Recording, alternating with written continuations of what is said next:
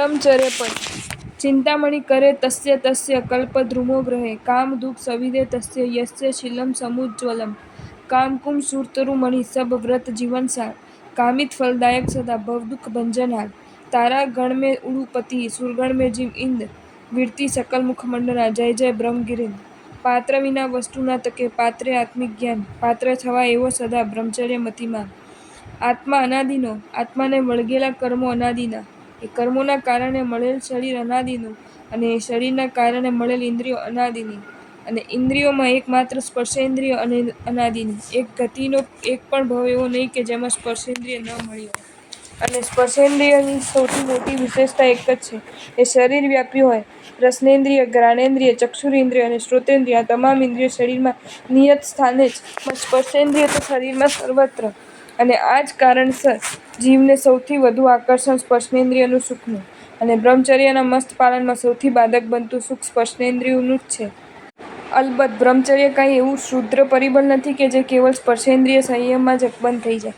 પાંચેય ઇન્દ્રિયો પર મનનું પ્રસન્નતાપૂર્વકનું અને સમજણપૂર્વકનું નિયંત્રણ ગોઠવાઈ જાય ત્યારે બ્રહ્મચર્યનું પાલન સુગમ બની જાય છે. આમ છતાં બધી જ નદીઓ જેમ સાગરમાં મળી જાય છે, બધા જ મળદાઓ જેમ સ્મશાનમાં આવી ચડે છે, બધી જ તકલીફો જેમ પુણ્યહીનને વળગે છે, તેમ સુખ ચાહે કર્ણેન્દ્રિયોનું હોય કે ચક્ષુરેન્દ્રિયનું હોય, ઘ્રાણેન્દ્રિયનું હોય કે રસનેન્દ્રિયનું હોય, એ શિકાર તો સ્પર્શેન્દ્રિયને જ બનાવે છે. પોપ સંગીત કોને ઉત્તેજિત કરે છે? મન દ્વારા સ્પર્શેન્દ્રિયને. વિજાતીયનું રૂપ કોને અનિયંત્રિત કરી મૂકે છે? મન દ્વારા સ્પર્શેન્દ્રિયને. માદક સુગંધી દ્રવ્યો કોને ખલબલાવતા કરી દે છે? મન દ્વારા સ્પર્શેન્દ્રિયને. વિગય સભર ભોજન કોને મર્યાદિહીન બનાવતું રહે છે? મન દ્વારા સ્પર્શેન્દ્રિયને. અલબત્ત સુવાળા સ્પર્શસભર દ્રવ્યોથી સ્પર્શેન્દ્રિય સ્વયં તો ઉત્તેજિત થતી જ રહે છે, પણ અન્ય ચાર ઇન્દ્રિયો પણ પોતાના અનુકૂળ વિષયોને પામતી રહીને સ્પર્શેન્દ્રિયને બેફામ બનાવતી રહે છે. કદાચ આ જ કારણસર બ્રહ્મચર્ય પાલનને મુખ્યતયા સ્પર્શેન્દ્રિય સંયમ સાથે જોડી દેવામાં આવ્યું છે.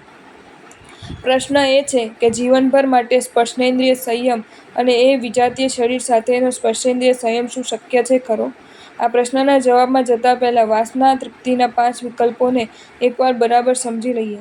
ભોગ: બાબાને શરદી થઈ ગઈ છે અને ઘરમાં પપ્પા આઈસ્ક્રીમ લાવ્યા છે. બાબો આઈસ્ક્રીમ માટે ચિક્કાર ચડી રડી રહ્યો છે અને બાબાને રડતો બંધ કરવા પપ્પા એને આઈસ્ક્રીમ આપી દે છે. લાગે છે ખરું કે બાબાને આઈસ્ક્રીમથી તૃપ્તિનો અનુભવ થઈને જ રહેશે. મન વાસના પૂર્તિ માટે ઇન્દ્રિયને ઉશ્કેરી રહ્યું છે અને ઇન્દ્રિયને વાસના પૂર્તિ માટે સામગ્રી આપી દો.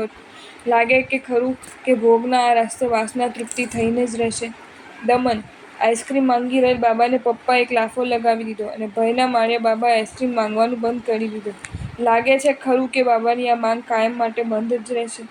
વાસનાના ખોરાક માંગતા મનને શરમના રસ્તે કે ભયના રસ્તે થોડાક સમય માટે શાંત કરી દેવામાં સફળતા મળી તો જાય, પણ એ સફળતાનું આયુષ્ય દીર્ઘ હોવામાં પૂરી શંકા. વિષયાંતર: આઈસ્ક્રીમ માંગી રહેલ બાબાને પપ્પાએ વિડીયો ગેમ લાવીને આપી દીધો અને બાબો આઈસ્ક્રીમ ભૂલી ગયો. વાસના પૂર્તિ માટે વિજાતીય શરીર માંગતા મનને સેવામાં વાળી લીધું, અનુકંપાના કાર્યોમાં, સ્વાધ્યાયમાં કે વયાવચમાં વાળી લીધું અને મનની વિજાતીય શરીરની માંગ પર પૂર્ણ વિરામ મુકાઈ ગયું. સમજણ: આઈસ્ક્રીમ તારા શરીર માટે બહુ જોખમી છે.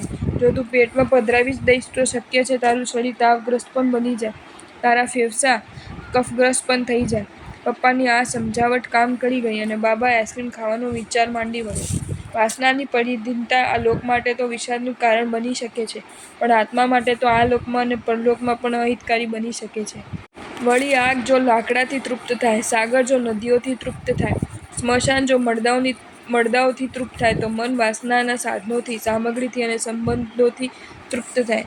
ગુરુ ભગવંતો તરફથી સાધકને મળતી આ સમજણ અને સાધકનું વાસના પૂર્તિ માટેના માર્ગનું વધવાનું સંપૂર્ણ બંધ. પ્રભુ ભક્તિ: આઈસ્ક્રીમ માંગતા બાબાને મમ્મીએ પ્રભુની સ્તુતિ, સ્તવન ભક્તિમાં જોડી દીધો. બાબો પ્રભુ ભક્તિમાં લીન બની પ્રભુમય બની આઈસ્ક્રીમના આકર્ષણમાંથી છૂટી ગયો. વાસનાના ભિખારી બનેલા મનને પ્રભુ પ્રીતિ ભક્તિના રંગે રંગી દેવાથી ગંધવાડના આકર્ષણથી મન બચી જાય છે. વાસનાનું ઉપાસનામાં રૂપાંતર કરવાનું તત્વ હોય તો તે પ્રભુ ભક્તિ છે. નોન એટેચમેન્ટની ભૂમિકા એ ભક્તિ પહોંચાડે છે. અહીં વૃત્તિ યાદ આવ્યા વિના રહેતી નથી. જહાં રામ વહાં નહીં કામ, કામ વહાં નહીં રામ, દોનું સાથ ના રહે, રવિ રજની એક ઠામ. આ 5 વિકલ્પોમાં પ્રથમ નંબરનો ભોગનો વિકલ્પ મનને ચેન નહીં પડવા દે. બીજા નંબરનો દમનનો વિકલ્પ દીર્ઘાયુષી નહીં બનવા દે.